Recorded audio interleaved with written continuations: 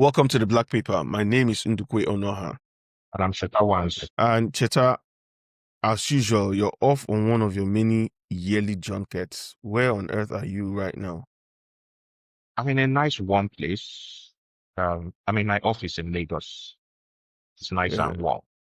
In fact, The the other day, little humming you can hear is called air conditioning. We should try it sometime.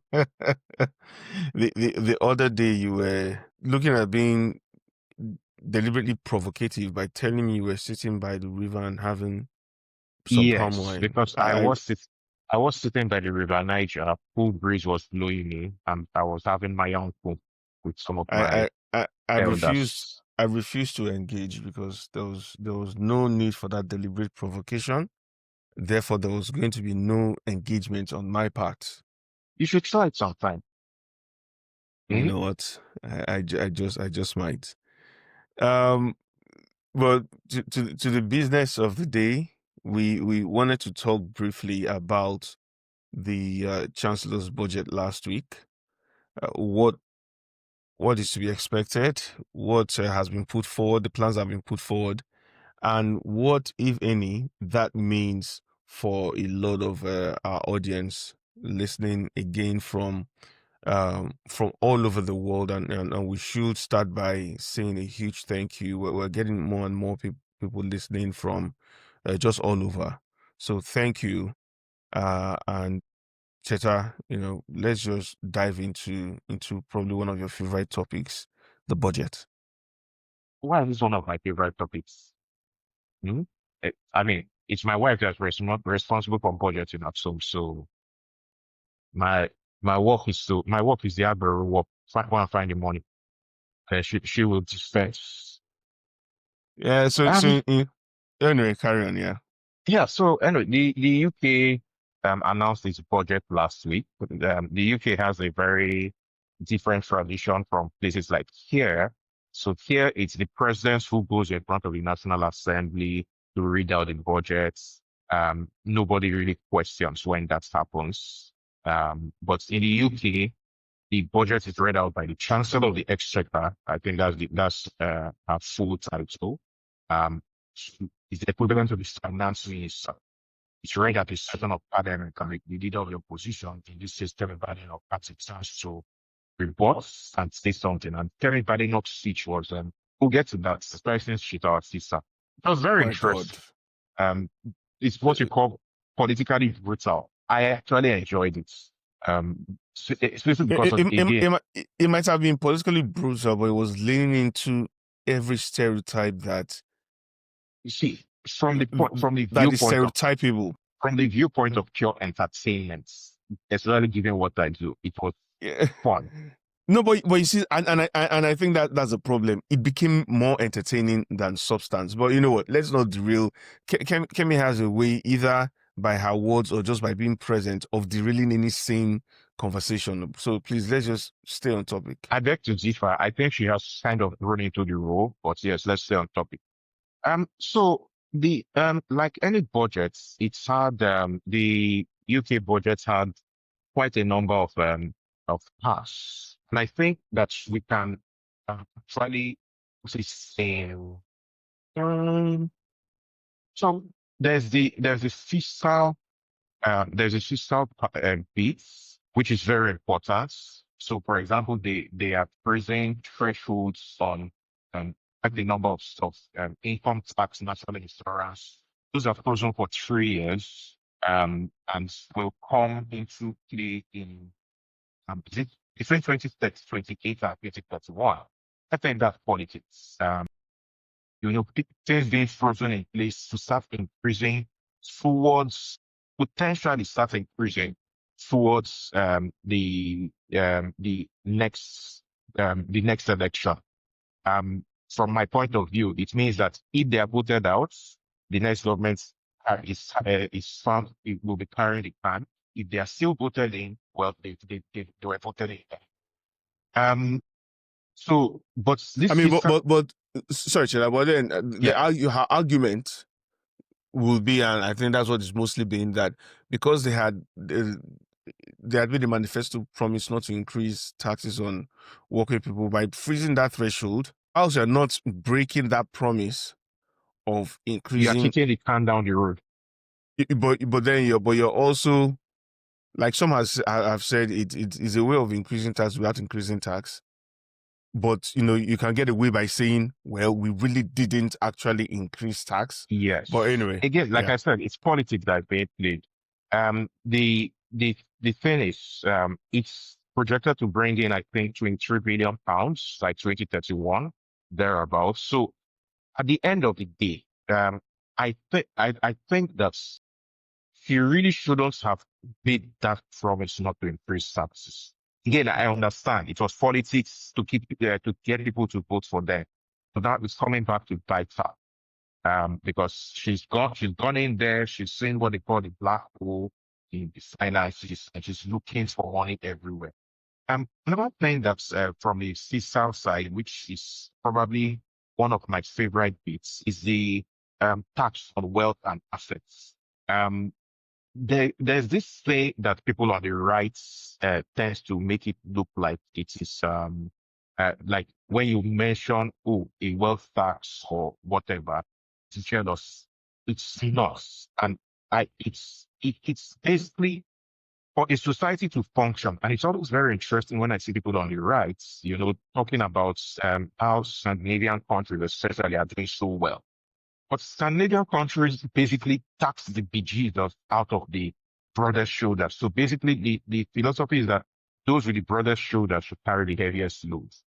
And so she's putting something called a mansion tax. Um, so on properties valued at over £2 million, there will be a tax starting at £2,500 a year. I'm not quite sure how many also there will be quite a this. I mean, if you walk through central London, there will be quite a few of those. So they will be, And sorry, and yeah. just on your point on the Scandinavian countries, one other thing that people conveniently want to forget is that these Scandinavian countries, especially Denmark, Finland, Sweden, they're in the EU, which again the UK Brexit made itself. What was that? What it cut off its nose to Impose spite its economic face. sanctions on itself. Yeah, and for me, one thing that amazes me about the communication from this government is how they never make a full argument about just how disastrous, how thoughtless, how stupid the decision to leave the EU was. You see them now and then, sort of like just throwing a topic. The I don't prime know why you're, minister. I don't know why you're complaining. You're at the table. We should sell them. You're Oh on the high well. table. No, remember when this EU? I wish. Remember when this EU I did say thing? that I'm going to use this I regularly. know, I know. Which is why I said this is probably going to be your favorite uh, topic, because you at every point you're going to say, "Oh, it's your Labour government," but the EU has been such a disaster for the L- economy. Leaving the Oh, sorry, EU. sorry, leaving the EU. I'm sorry. Brexit has been such a disaster for the economy. But even now, you see, the prime minister will probably just say it in one sentence at some random event, And then move on. and then move on quickly. Yeah, and the Chancellor mentioned it briefly in just one time, just dropped it in during her budget speech, then moved on. But even if even though It's not there's almost, political cowardice. I should have never interrupted you. Please carry on. Anyway, still on the fiscal thing, they're going to put a pension cap. Basically, I think it's £2,000. But again, they're keeping the can down the road, starting from 2029. They are going to increase gambling taxes. I think one of my favorites, which I'm not too happy about, is that they are going to put a new tax on electric vehicles. It is starting from 2028. I mean, it's sort of like at the end of the day, new electric vehicles were exempt from a few taxes for the longest of times, but now they're bringing them in. That was part of the scheme to encourage people to buy electric vehicles. Then, interestingly, move towards electric vehicles sort of being derailed in the West. But again, that's another topic. Let's not go into that. Um, Bottom line is from the viewpoint of our people. us. I think that's it's important for African heritage experts in the UK to understand that our tax bill will increase with any pay rise. So once you are pulled into the higher bands, your tax bills will go up. It's you could say it is sales tax, but it is what it is. For those of us who have property, and I believe both of us fall into that category now, there's going to be higher tax on rental profits. Mm. If you put your property as a company, there'll be higher tax on dividends. So this will reduce the investment cost. So I think it's important to put that out there. Also, um, there will be reduced tax efficiency for retirement savings. So basically what they've done is to encourage people to invest more in stocks and shares and their ISAs. So that's I think that's a positive, that particular one. The negative part of this, or the key risks, who will be managing those ISAs? Because that's a very important question to ask. If people have to manage them by themselves, and not all of us are investment gurus, I know I definitely am not one, you might end up making a terrible investment that can Yeah. wipe off your retirement. Uh, Given our age, we're in our mid-40s, both of us, we, we are at that stage where we also start taking very, very serious. Wait. Hang on. Let me just rephrase. You're in your mid 40s. I'm in my early 40s. That's what I choose to call it. But carry on. That's where you choose to put it. Okay, you can keep deceiving yourself. But that retirement time will creep up faster than you Fast can is even fast begin to drawing. imagine. So And as someone who is here at this age, that means there are a lot of people behind you, just looking at you, not just your immediate family saying me, but then knowing how our societies work, you have more people back home also looking at you saying, give me. So yes, while somehow you're being dragged stealthily into paying more tax, what will also happen is your disposable income falls, whereas precisely. your responsibilities, if anything, they rise because they never remain the same. Because inflation will rise, so that means if you used to send home 100 shillings, for instance, you might now need to send home 120 shillings. However, on the flip side, the money that you were receiving has and that is quite and it's one of those interesting situations, where people from our communities are going to be asking themselves whether they really want that, in quotes, promotion at work, if you're working, I or think not. that's so. I think that's a very interesting point that you have made. It's something that has a potential to sort of reset the mindset of a lot of our people. And I had this experience, this is 2025 now. I had this experience 18 years ago when I first lived and worked in the UK. I got promoted. So my colleagues in the place I was working at the time used to be very laissez-faire about promotions. They were very relaxed. And I felt with my Nigerian mindset, I thought that they were simply not ambitious. So I hustled and I did an internal application for a new role, which was essentially a promotion. And I got it. But the moment I got promoted, take home pay fell. And I couldn't understand what was happening. Like, what is this? So that was when I began to understand. So so it's a sort of, um, so our mindset is geared towards high sales. So we want to be the organ. This is where Mm, we want to rank where we are. But if the cost of rising is less pay, then a lot of people might actually become quote and unquote that lazy bricks that mm, just wants to stay where he is so that he doesn't have to contribute more. So it's a chicken and egg situation. People do need to get promoted because you can't see you just have to say instead of how do you balance it out with let's say And that is one of those things that is quite interesting again because um so as a counselor, I interact with different community groups, especially in my ward. So on this occasion, I went to a food bank that was being run or that is being run by one of the churches in my ward, and I think I had a shock of my life because I saw people who I knew, well, at least from a distance in my ward, who I knew had, jobs, and I assumed were, well-paying jobs, but I saw them using the food bank. And I think that was when it, and this was like years back anyway, but that was when it dawned on me that, there was always this joke about that we used to have in Nigeria that, oh, my take home pay is not even taking me home.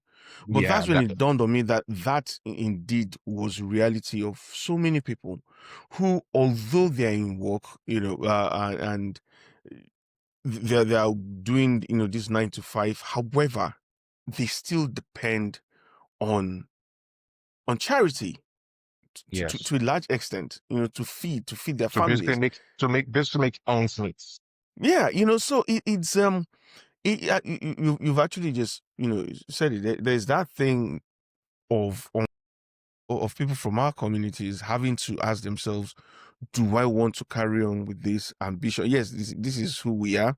Or do they then look at, and I think it's also an opportunity in disguise to then tap into the entrepreneurial spirit that we are very famous, or at least a lot of people from our communities are very famous for. And you see it when people move over here in just a couple of months, someone is already putting something in WhatsApp group. Oh, look, I make food, or I make clothes, or I do. There's always that hustle, as it were. So the interesting thing is, I believe this budget gives some opportunity Some for latitude. some latitude for those who want to be entrepreneurs, and I think it's time to start looking at it. However, um it's I think one of the unintended consequences for a lot of people, I believe, is they then ask themselves, do I go for certain jobs? And this is what I mean. The threshold for sponsorship for certain job categories was increased, I think, last April. So this then means people are looking at, if you're solely money minded, but you need that sponsorship, you're going to ask yourself, well, the threshold for getting this job has gone up.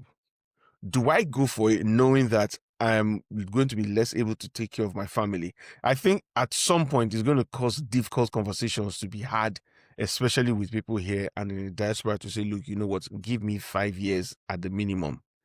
I may not do all that you expect me to do, but I'm working And towards again, it. chicken and egg, and it's chicken and egg, and it's one of the reasons that we are doing this to try to explain to our people the implications of things.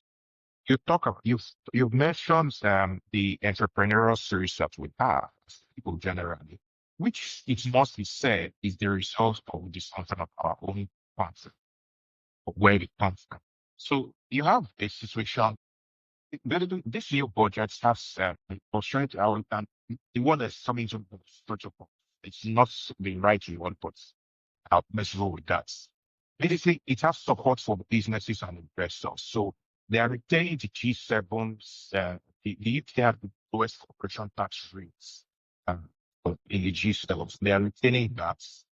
And they're also giving full extensive business investments. They're also introducing a listing for the UK listings release some stamp duty, basically so that they can encourage companies to list in London. I think that's for 3 years. Then they are reforming the whole ISA rules. So there's £8,000 of annual allowance for investors. Starting from 2027, which is, I mean, 2027 is literally next year now. Mhm. At this point, we're at the end of 2025. I think we in Nigeria things that are sitting in Nigeria right now. We got a lot of our work culture, our behaviors from the fact that we were colonized by the British. So Mm. if Nigeria, if the UK is anything like that, today is we're in December, it means that the year has ended. Not much is going to get it done. We might as well be in Um, 2026. yeah, we're more or less in 2026. They're also committing an additional 120 billion pounds in capital investments and over the course of this finance, energy and house. So for our people, if you want to be an entrepreneur and become a public builder, there will be a lot of opportunities for that. And so when you consider that the summer government is sorting of building, is it 8 new cities? About no 12 new towns. 12 results. Yeah. So there are opportunities for the more entrepreneurial minded. It's not just about making purpose. There are things that our people can see. I and that's true. Yeah. So I think for me, from a business perspective for our people, the thing that a lot of our people need to really learn is how to manage reporting, because there will be stricter penalties for late reporting on self-employed people, landlords with more than £50,000 of annual rental income and all of that stuff. So basically, what they are looking for, they are trying to do, I won't call it an austerity lights, but they are trying to find places where the government are leaking money to plug those places. Um, that is their current strategy in my region. Yeah, I mean, I think the overarching ideology was, whilst a conservative government would have, without thinking, cut public services, this government is saying, look, we're going to invest more, even more in public services. But investing in public services means that one way or the other, money has to be raised. So it's trying to be creative with how that money is raised. I mean, to be fair, or to be honest, I don't think they went far enough with the gambling tax. If you walk through city centers, there are new gambling shops rising almost every day, and you see the harm it's causing in terms of gambling addiction. Yes. So I now believe gambling. they should have Oh, gone oh, further. let me interrupt you then. Gambling for me um, is the ultimate barometer of poverty. So let's take where I'm sitting right now. My office is in a part of Lagos called Magodo, which is a pretty highbrow area in Lagos. Um, Now, if I'm going to Victoria Island, which is another highbrow area, and I decide to pass through Ikorodu Road, one thing I have observed repeatedly is that I don't see gambling shops inside Mabudo. No, of I don't course. see gambling shops in Victoria Island. But when I move from Mabudo district to Shankisha, which is next door, and which Mm. is a high density, um, it's a mix. Shankisha has pretty poor areas and has some middle class areas. You see the gambling shops start coming up. The moment you get to Kitsu, which is next to Changisha and which is a pretty low income area, gambling shops are everywhere. It's the same thing in many places I've been to in the UK. You find the gambling shops are open in places where people of lower income strata congregate. So I don't think that increased gambling taxes will solve that problem. What I think is that it will simply move that problem underground. And you want to have visibility on that problem. Yeah, well, that's That's a my pretty view. fair. That's a pretty fair Yeah, point. Well, listen, Cheta, let's go for a quick break. When we come back, we'll look at two items or announcements in the budget that directly affect our communities. no wahala.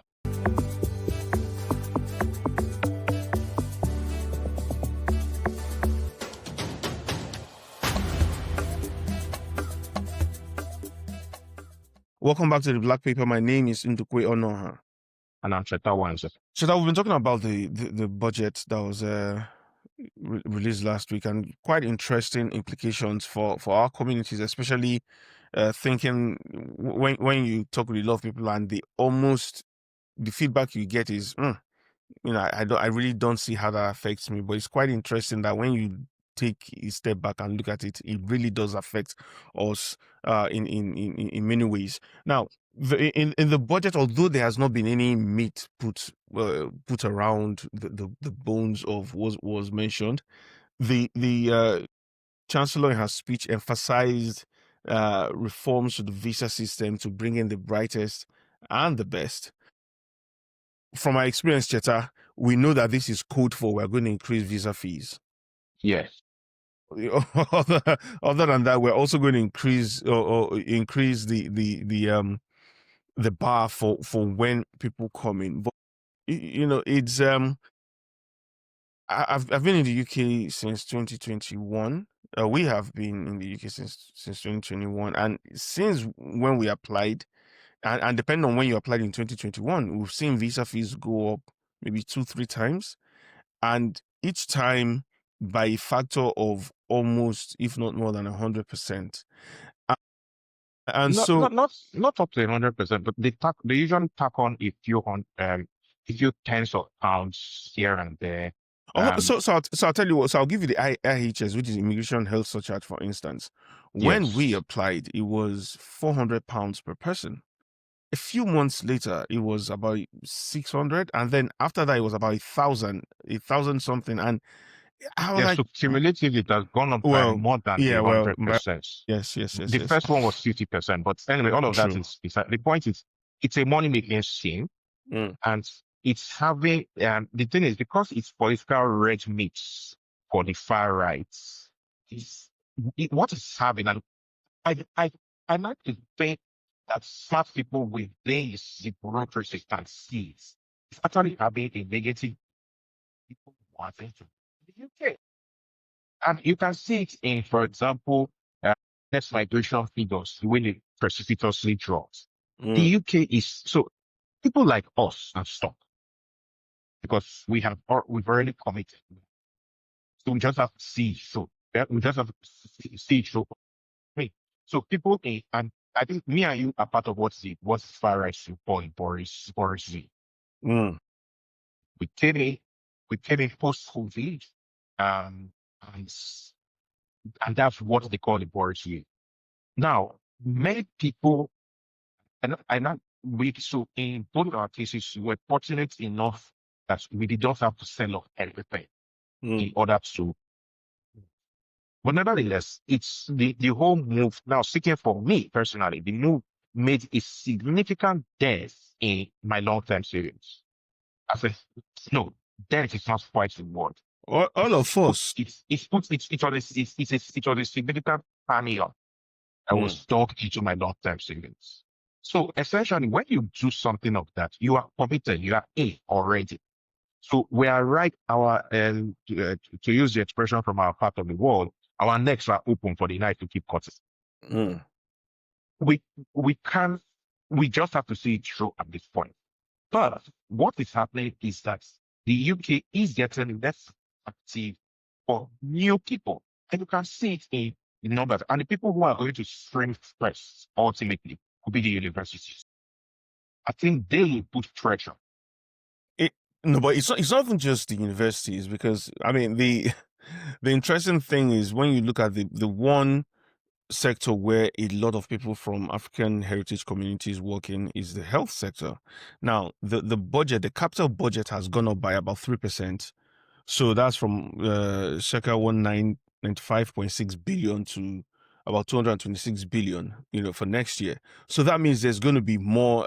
And it's quite interesting because the government keeps talking about, this capital investment in health. So there's more hospitals that are going to be built, or more health centers, or all that. These will need to be staffed.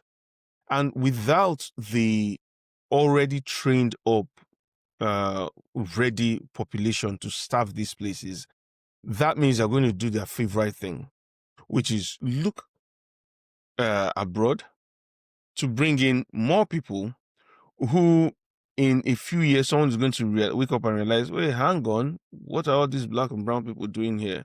Let's take back our country. I It's mean, almost like a doom. It's a doom loop. it is a zone loop. It keeps happening. Please give me a minute. NEPA just did their thing. Yeah, for the uninitiated, the main power supply has been cut. So now Cheta needs to switch from main power to alternate power. Part of the joys of living in our part of the world, Okay, and I'm it back. seems he's back. Yes, I was just Yes. explaining Cheta uh how part for the course of living in places like Nigeria is that every now and then the government reminds you that they are there by ensuring that your power supply is cut. Let's not go into that.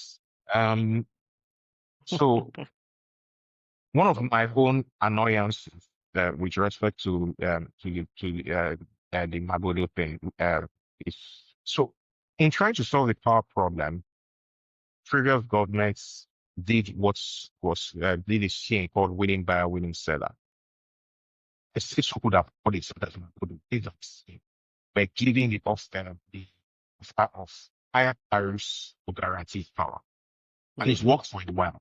But that has been scrapped. And this sums up a lot of the problems with countries such as Nigeria. Continuity is a problem. For all of the complaints about the attitude of the government in the UK towards immigration and things like that, you can see a trend of continuity. Well, true that. Unlike in Nigeria, where the new government will come and with one of the expressions that I hate is with immediate effects. They will just slap it. It causes problems down the line, a lot of Yeah. problems. Now, political Scraps. class don't seem to realize that or don't seem to care. Yeah. I mean, scrap everything while the new regime tries to grapple with just what the hell they have done or what the hell they actually want to do. It's always more of a power play than it is any other thing. But you know what? That's that over there. So, talking about the doom loop, the other thing that was quite interesting um, was the scrapping of the two-child benefit cap. Now, of course, that was My initial reaction to that is within concern us, we are not entitled to benefits. So yeah, of course. Yeah, but I'll tell you, you know, how again it's quite interesting, or why I found this interesting anyway, because definitely it has no bearing on us. We have no recourse to public funds, so no, and you know, as our interview, we had an interview last week with MC Lomo. If you've not listened to it, please do. not MC Uh, Oluomo. my goodness, Uloma of Derby. You see, that's the thing with that name. No, we had an interview with Uloma of Derby. If you've not listened to it, please do. And we're going to have more interview podcasts just like that. But the interesting thing about the scrapping of the two-child benefit cap to make it so families with more than two children can claim benefits for those children is that is that Kemi, you know, and her conservatives came out in swinging, you know, vehemently opposed to it, which was quite interesting because these are the same, well, at least a lot of people in her party are complaining about the falling birth rate of the UK and how immigrants are outbirthing the British natives. And you would have thought that if there was one thing that some people have cynically said would ensure that people just kept having children, if only to have benefits, which I think is a silly thing to say anyway. But if there was one thing that sort of like helped your argument of increasing the birth rate, you would welcome it. But of course, you know, Kemi put on her school bully shoes and just had that awful performance. But it was just So it's quite it's not a interesting it's not a Kenneth problem. It's a the problem of the paradox. rights. Yeah, it's a paradox of the rights generally, and it's not just in the UK. So the right encourages policies that guarantee that it is harder for people to resell it. yes, they turn around and complain about people, um, people not affording birth rates. I mean, classic example. One of the things that I have pulled, one of the pieces of advice I've given a number of younger people who have asked me for advice with regards migration from Nigeria is, by all means, if you want to migrate, migration at the end of the day, let's be real, it's mainly an economic decision. It takes a lot for it to be a political decision. Something typically when people decide to migrate for political reasons, something really shattering that happens. In the case of many of us who ended up leaving Nigeria to 2021, it was the Lekki massacre. Something Yep. like that happened, and it's really shattered the worldview of a lot of people. But the vast majority of migrants move for economic reasons. So when you have unemployment rates in the 30 to 40% range, when you have inflation in the 20% in the 20% and above, when you have And wages those are the official stagnant, figures which we those know are the official figures. When you to have take wages with a pinch stagnant of and all of salt. that, Mm. then people will move. However, what I always tell younger people is you need to make a decision. If you are moving and you have a family where the children are not at least autonomous, not necessarily independent, you may be better served by staying in Nigeria until the kids, as hard as it is, until the kids are autonomous. Because the cost of childcare, and it's not just the UK, it's the West generally. Childcare costs are ridiculous, and the family structure does not encourage. So you have a situation where people have to work to make ends meet. Both parents are likely to have to work, especially for those of us expats who are not entitled to benefits. If we were entitled to benefits, it might be a different conversation. A, we are not entitled to benefits. B, our orientation does not even the way we were brought up, the way our culture we so one thing that I always find it's very amusing, mildly amusing when I hear of course you don't, but I watch GV News occasionally, and when I see the people on GV News saying, "Oh, all the migrants, when the moment they get indefinitely to remain, they will immediately go on benefits," and I'm like, you don't. It shows a serious misunderstanding of the culture of this my culture. Mm. Let me not. I mean, I think he far be it from us that our neighbors even hear that we're on benefits, and they're looking at you like, and when I say our neighbors, I'm talking about people from our communities, because they're looking at you like, what? I When think did you become this the lazy? social As in the that's social and suicide that's how we look at it. Yeah. the social suicide that will happen to a a Nigerian. So let me speak about a Nigerian. The Mm. social suicide that will happen to the Nigerian if his community hears that he's living on benefits. Anybody, as And in, he and I, he's able to work. yeah, and he's able to work. Let's take an Igbo guy. The kind of insecurity he will face. He will not be able to raise his head in his community if he's able-bodied and then people here is on benefits.